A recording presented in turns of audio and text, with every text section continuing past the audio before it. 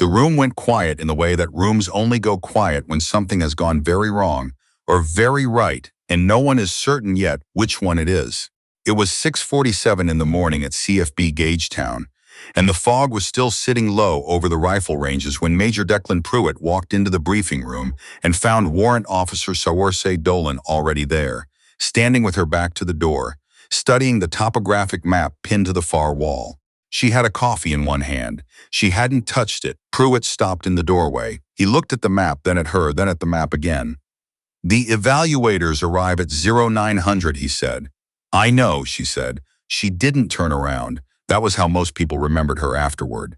Not the match, not the range, not the number, though the number, once it came out, would be the thing that got repeated in mess halls from Petawawa to Edmonton for the next 3 years.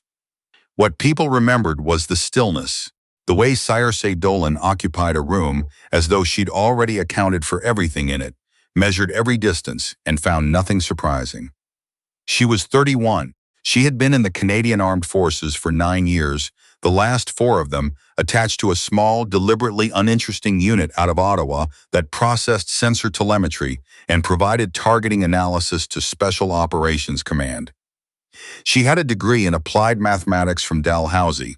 She spoke with a faint Cape Breton accent that came out strongest when she was tired or angry, which was rarer than people expected.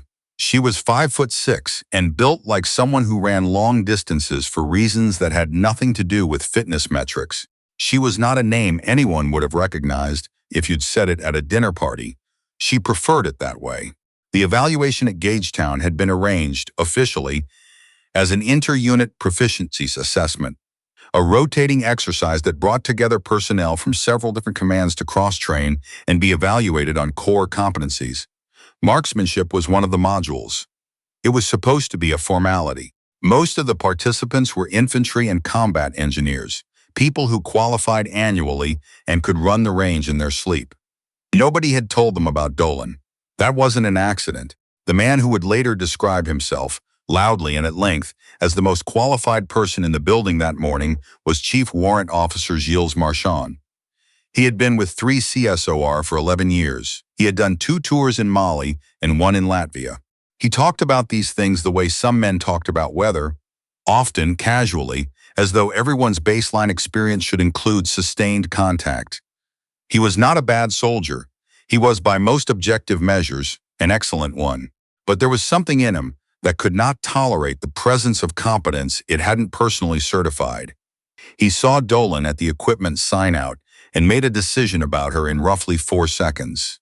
Psychologists call this thin slicing. The brain processes visible cues, gender, posture, equipment choice, unit patch, and produces a rapid judgment that feels like intuition, but is in fact just pattern matching against prior expectation. Marchand's patterns did not include a woman from a telemetry unit who belonged on a precision rifle range, so his brain told him with complete confidence that she didn't. "You're in the wrong line," he said. Dolan looked at the equipment list. "McAllister, Faber." "Dolan," she said. "I'm in the right line. The rifle qual is for combat-designated personnel. I'm aware of what the rifle qual is." Sergeant Yves Faber, standing 2 spots behind Marchand, glanced up from his phone. He looked at Dolan. He looked at Marchand. He went back to his phone. He had learned over the years that the best thing you could do in Marchand's vicinity was refuse to participate. Marchand signed out his rifle. He didn't say anything else, but when he walked away, he said something to the 2 men beside him, quietly, not loud enough for Dolan to hear, and all 3 of them glanced back, and all 3 of them were smiling. Dolan didn't look. She signed out her equipment, checked the zero sheet, and walked out to the range. The morning air smelled like wet pine and diesel. The Gagetown Range Complex was one of the largest training facilities in Canada, spread across nearly 1,100 square kilometers of boreal forest and cleared ground. The main rifle ranges ran east-west to keep the morning sun out of shooters' eyes. The fog was burning off by the time the participants assembled, and the light was coming in low and golden across the open ground. There were 22 people in the evaluation group, 18 men and 4 women from 7 different units. The evaluators were two senior NCOs from the Combat Training Center and a civilian contractor who had spent 12 years doing precision marksmanship instruction for both military and law enforcement clients. His name was Keith Hartwell, and he had seen enough exceptional shooters to know, usually within the first magazine, whether someone had it or not. The evaluation was structured in 3 tiers. The first tier was standard qualification, 100, 200, and 300 meters, iron sights on a C7, timed strings of fire from various positions. The second tier was a marksmanship assessment at extended range, 400 to 600 meters, with a designated marksman rifle and a short preparation window. The third tier was a problem-solving exercise, a series of unknown distance targets, no ranging equipment, time pressure, and a scoring system that penalized both misses and excessive time on target. The third tier was the one Hartwell cared about. The first 2 told you who could shoot. The third told you who could think. Marchand went through Tier 1 with the comfortable efficiency of someone who had done it many times. His scores were solid. He was exactly as good as his record suggested, which was good enough to be in the top third of the group without being exceptional. Dolan went through Tier 1 without drawing attention, which was also in its way a form of information. The Tier 2 results went up on the whiteboard at mid-morning. Marchand had posted the second highest score in the group, 94 out of 100, which was genuinely impressive at extended range, especially given the light crosswind that had developed by 9:30. He didn't make a production of it, but he also didn't not make a production of it. The men around him knew the score. The acknowledgement was in the posture, the slight lift of the chin, the way he stood at the water station and watched the others come off the range. Dolan's score went up 40 minutes after his, 97. There was a pause. Not a long one, maybe 2 seconds, but long enough for Hartwell to notice it, and for the evaluator next to him to glance sideways, and for the number to register with the people standing near the whiteboard. Marchand looked at it. He looked at it the way a man looks at something that has arrived in the wrong order, something that doesn't fit the sequence he'd already constructed. Then he said, "Spotters?" "No spotters on Tier 2, the evaluator said. Individual assessment. Wind reading was easy this morning. Wind was gusting to 14 kilometers at the 500-meter position. I know. I shot it." The conversation ended there. But something had shifted, and everyone could feel it. Not the score itself. Scores were scores, but the quality of Marchand's silence afterward. He was trying to find the explanation, the one that left the outcome intact. He couldn't find it. Not yet. Tier 3 began after lunch. The setup was a long, irregular field bordered on 3 sides by tree lines, with targets positioned at distances that could not be precisely determined by eye. The targets varied in size. Some were partially obscured by vegetation. The conditions that afternoon included a variable crosswind, a slight elevation differential on the far end of the range, and a light that had gone flat and diffuse under a high overcast, the kind of light that removes shadows and makes distance estimation genuinely difficult. Each shooter had 2 minutes of observation before their string began. No rangefinder, no spotter, just the scope, the wind, the light, and whatever was between their ears. The scoring was cumulative and comparative, not just whether you hit, but how you approached the problem. Hartwell and his colleagues watched each shooter's preparation, their adjustment behavior, the pattern of their engagements. They were looking for something that didn't show up in a numerical score. The quality of the decision-making under uncertainty. Most of the group took their observation time by glassing through their scopes, moving through the target array, trying to anchor distances to known references. It was a reasonable approach. It was the approach that training produced. Dolan did something different. She spent the first 45 seconds of her observation time lying still with her scope on a fixed point. Not a target, but a piece of terrain. A lone post at the right edge of the field that the range staff used for reference measurement. She looked at it for a long time. Then she moved her scope methodically across the field, not target to target, but in a slow left-to-right sweep that covered the whole space. She was mapping, not shooting problems, geometry. Hartwell watched her through his binoculars. He'd seen this once before. A shooter in his second year of instruction, a former engineering student who'd come to marksmanship late and approached it the way engineers approach most things, as a spatial problem with defined parameters and calculable solutions. He'd been exceptional. He'd eventually gone to work for a government program Hartwell wasn't permitted to ask questions about. When Dolan's string began, she shot the first target, the closest and the most obvious, in 41 seconds. First round. No adjustment. The second target was partially obscured by a low scrub hedge with only the upper portion of the silhouette visible, at what Hartwell estimated to be around 480 meters. She engaged it in 33 seconds. The third target was the difficult one. The field dipped slightly in the middle, a subtle depression that wasn't visible from the firing position, and the target at the far end was, in effect, sitting 6 meters lower than it appeared to be.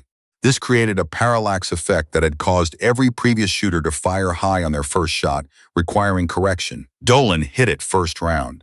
Hartwell lowered his binoculars. Beside him, the civilian evaluator said quietly, "Did she just—" "Yes," said Hartwell. "She did. She worked through the remaining targets with a consistency that was not dramatic. It was not fast. It was exact. Each engagement was deliberate.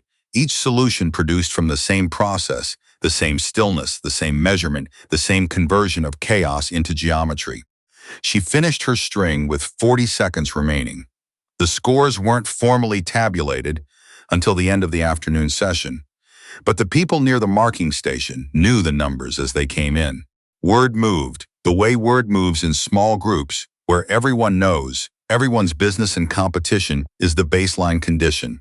By the time the full group assembled for the debrief at 1600, Dolan's Tier 3 score had been checked twice. Not because anyone doubted the scorers, because the number required verification before it would be credible. She had scored 98.4 out of 100. It was the highest Tier 3 result Hartwell had recorded at the Gagetown evaluation in 7 years of running it. Marchand had scored 87. The debrief took place in a medium-sized classroom in the training center building. Hartwell ran it. He went through the tier results methodically, without drama, because that was how he ran debriefs. The score was the score, the data was the data. He noted areas of general strength and areas requiring attention. He mentioned 2 specific engagements as teaching points. One of them was the third target on Tier 3, the one with the depression. "The error here," Hartwell said, "is in the assumptions. Shooters assumed the apparent sight line to the target was accurate. It wasn't.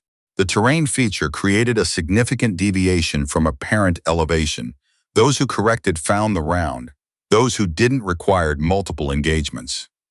He paused. One shooter hit first round without arranging correction. Nobody said anything, but 21 people in the room understood who he was talking about, because by that point they'd all heard the numbers. Marchand said, "Can I ask a question?" Hartwell said, "Go ahead. Does her unit deploy? Is she ever in a position where this matters operationally?" The question was framed as practical, legitimate inquiry about the applicability of assessment results to real-world function. It was the kind of question that sounded reasonable and landed like an accusation. Dolan was sitting 3 rows back off to the right side of the room. She didn't react to the question. Her face didn't change. She was looking at Hartwell. Hartwell looked at Marn for a moment. Then he said, "The evaluation is a measure of demonstrated capacity under controlled conditions. How that capacity is applied operationally is outside the scope of this assessment." "Right," said Marchand. "But theoretically, Warrant Officer Dolan's operational profile is not something we have visibility into," Hartwell said, "and it's not relevant to today's results." The room was quiet. Sergeant Faber, sitting 2 chairs from Dolan, was looking at the ceiling. He'd learned the ceiling trick long ago. It kept your face out of things. What Marchand had done, and what some people in the room recognized even if they wouldn't have articulated it, was attempt to relocate the terms of the competition after the results came in. She'd won on the agreed criteria. So the criteria needed revision. Her score needed to be discounted, not explicitly, but by implication, by pointing toward a category, operational relevance, where she could be assessed as deficient without directly challenging a number that couldn't be challenged. It was not a tactic unique to Marchand. It appeared wherever performance threatened hierarchy, and hierarchy was unwilling to accommodate the disturbance. Dolan said nothing during this exchange. After the debrief ended, she collected her kit and walked out of the building. Faber fell in beside her as they crossed the parking area toward the transit vehicles. "That was something," he said. "The shot or the debrief?" she said. "Both." She didn't answer right away. They walked. The overcast had broken late in the afternoon, and the light was coming through in long horizontal bars, the way it did in September in New Brunswick, making everything look briefly historic. "He wasn't wrong about the deployment question," she said finally. Faber glanced at her. "I don't deploy," she said. "What I do is work numbers. I sit in a building in Ottawa, and I run targeting analysis on sensor data for operations I never see the end of. So he's right that there's no situation where I take a shot like that in the field." She paused. "That's not why it bothers him." Faber thought about this. "No," he said. "It's not. What bothers him is that I was better at something than he was, and there's no version of the story where that's okay with him. So he needs to find the angle, and the angle is that it doesn't count." They reached the vehicles. She threw her kit bag in the back. "The thing about that logic," she said, "is that it has to keep moving. Once you accept that the thing that happened doesn't count, you need a reason. And the reason is never actually about the thing that happened. It's about the person it happened to." She got in the vehicle. Faber stood for a moment, looking at the spot where she'd been standing. It was 3 weeks later, in Ottawa, that things came to a head, not on a range, not in front of a crowd, but in a small conference room on the 4th floor of a building that didn't have its address listed online. The meeting had been called to review the evaluation results and determine how they factored into a pending assessment for a specialized targeting role, a position that required both marksmanship proficiency and analytical capability, and that had been, until very recently, assumed to be going to one specific candidate. The parameters of the role had been drafted with that candidate in mind. Then the Gagetown results had come in. Marchand was not in the meeting, but he'd sent a written submission questioning the applicability of the Tier 3 assessment to the operational demands of the role and suggesting that additional field evaluation under realistic deployment conditions should be required before the scores were weighted in the selection process. The submission was well written. It was professionally framed.